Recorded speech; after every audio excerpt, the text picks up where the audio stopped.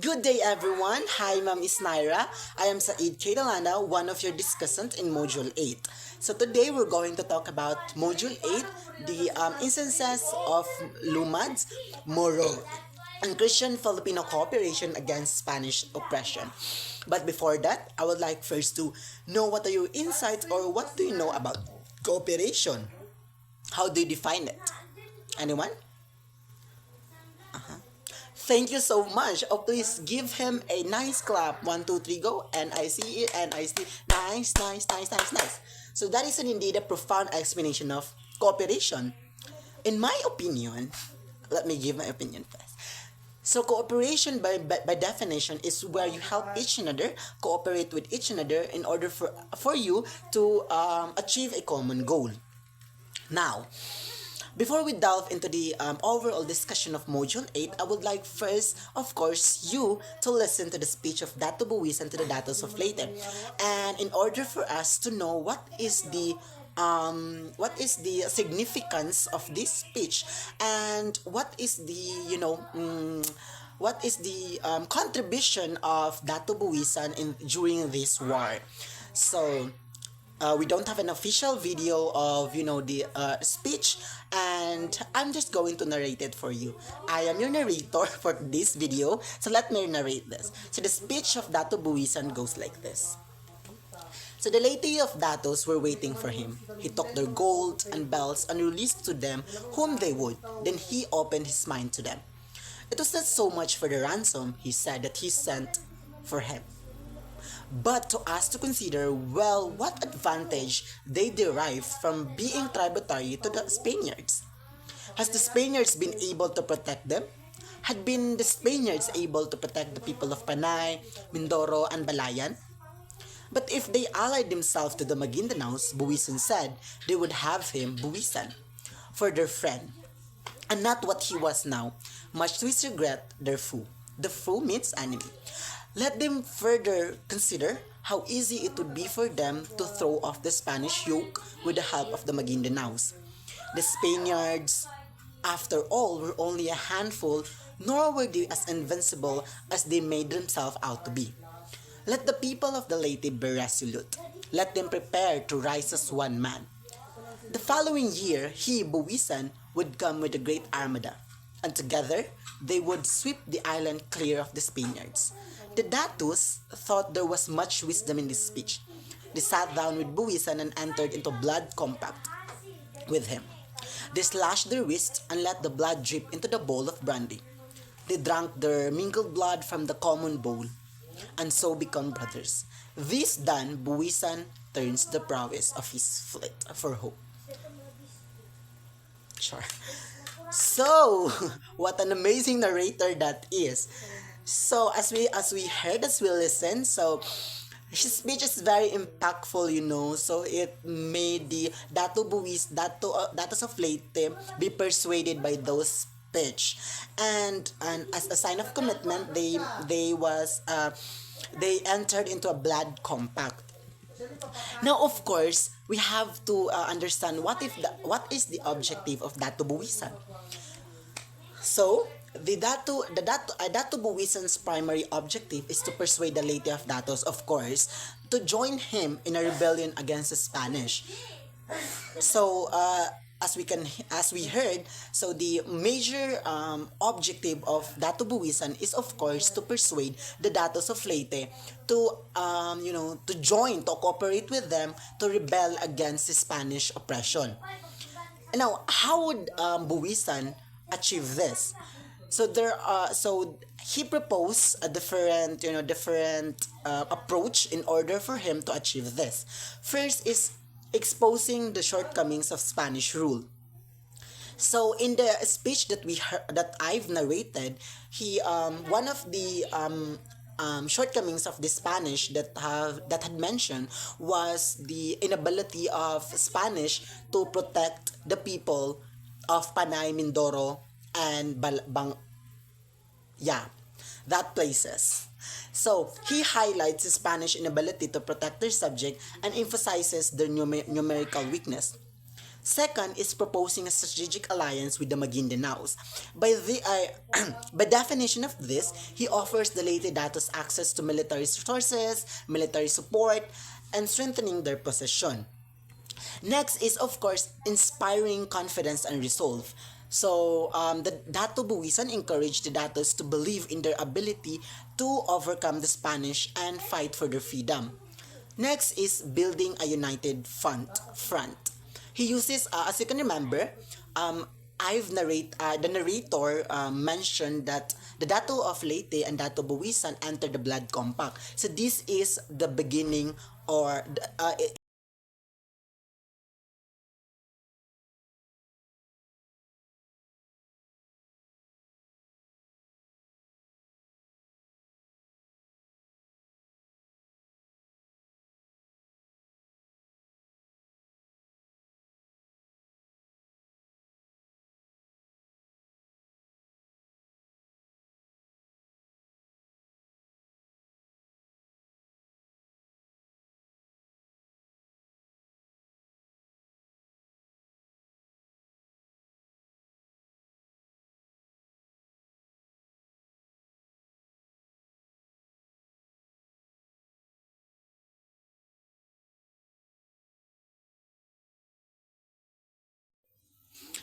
wow, thank you for that profound explanation of yours, partner. You really indulge yourself into this report in order for it to be successful. And after that very explanation of yours, Char, no, if you think there's no signal, I am here.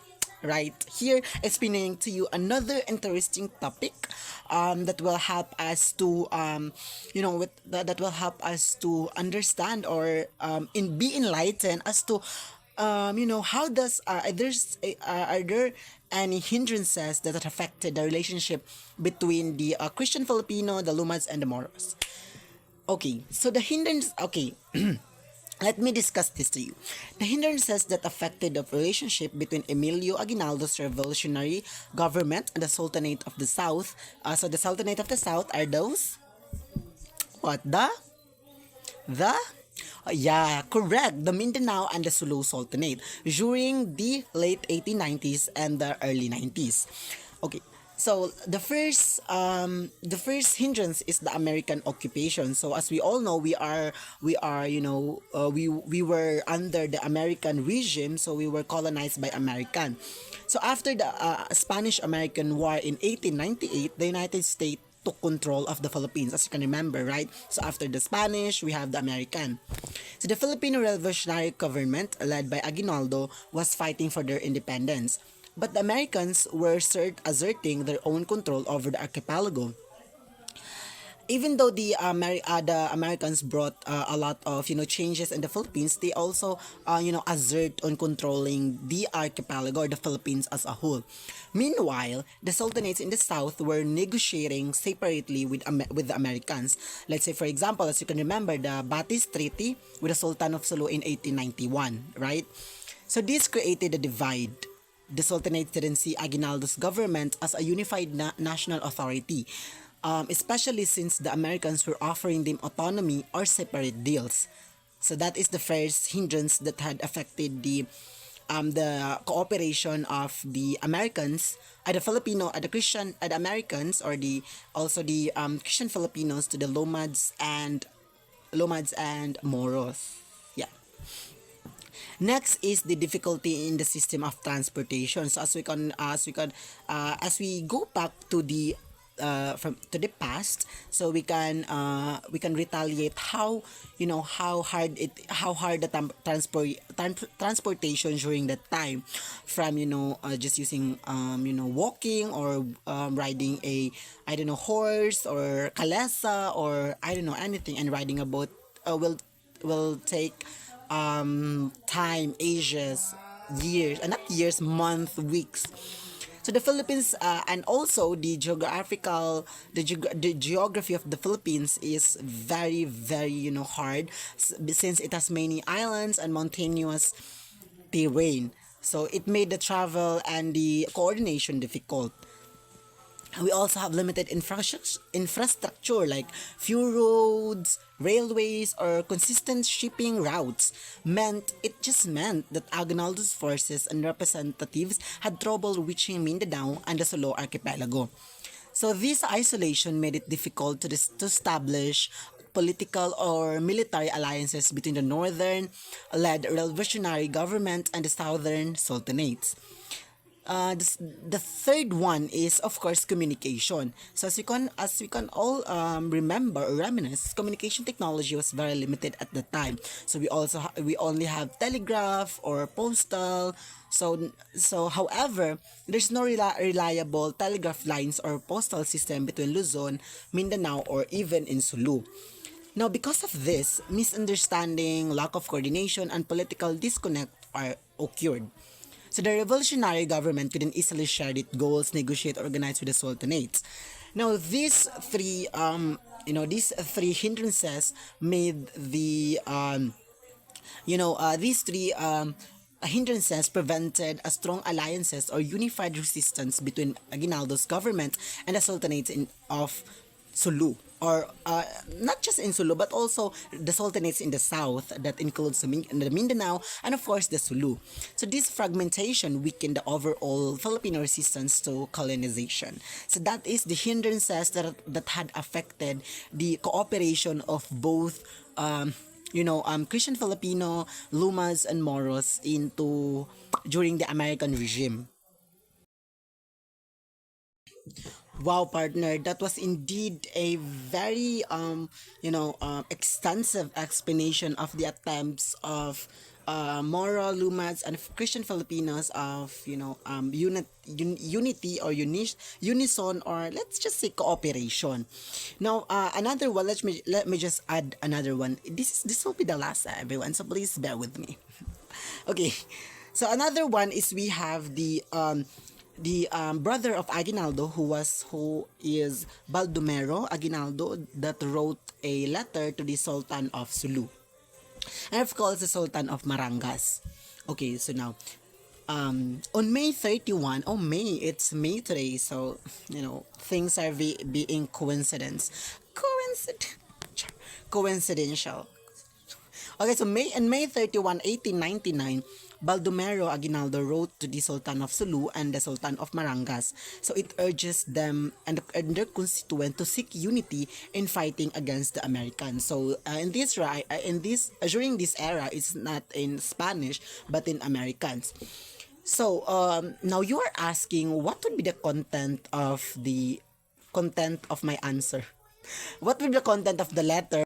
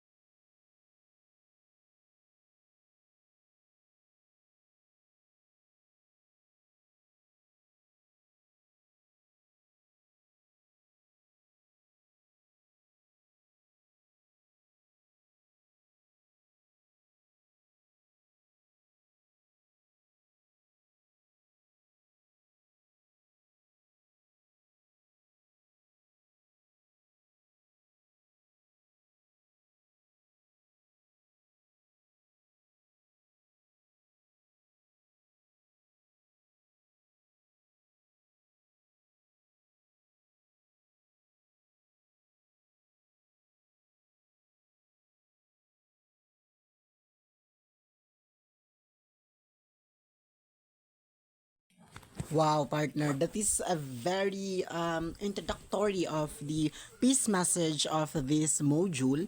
And let me just add this by the next one is we have the balance with stress, distressing account, and inspiring others. So in a message of peace likely, this idea refers to the acknowledging difficult truth or painful reality. So this mean this is what distressing account means, while also focusing on hope, resilience, and encouraging positive change.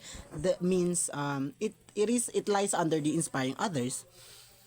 Now let us break down this message. So first is let's have an insight about balancing with distressing account. So this means we are not ignoring or sugarcoating the suffering, injustice, or pain in the world. Peace messages shouldn't pretend everything is perfect. Instead, we should bravely face and organize the struggles, wars, oppression, and trauma of our loss. And of course, with this, we should of we should be of course we should be of course peace messages must also be uplift. It should be motivate people to act with compassion, pursue healing, and build a better future. Meaning to say, a message of peace must balance honesty about the world's suffering with the power to inspire. We must not turn away from the pain of others, but we also must not let that pain silence hope. Real peace acknowledges the wounds and works to heal them. And now we are in the verge of our reporting. So the message of this module really is to to always show cooperation is very important in in not just in history but also in today's generation. It is very important in the sense that we could help each other, uplift each other, uplift each other, and of course to to be the cooperation must be salient and with each another in order for us to build a future for our next generation. And of course, we must always remember that even though we are divided by religion, or it must not be the hindrance that we will not cooperate with each other. It would be it should be just the a foundation, or let's just show that even though we have different religions, we can still cooperate and help each other and uplift each other. So I am Said Kirlanda. This is reporting the module 8, the Lumads Moros and the cooperation of Lumads Moros and the Christian Filipinos. I hope you learned today something today. I hope that you were enlightened by the discussion that I've discussed, the topics that I've discussed and everything. So thank you so much for listening. Hello, Ma.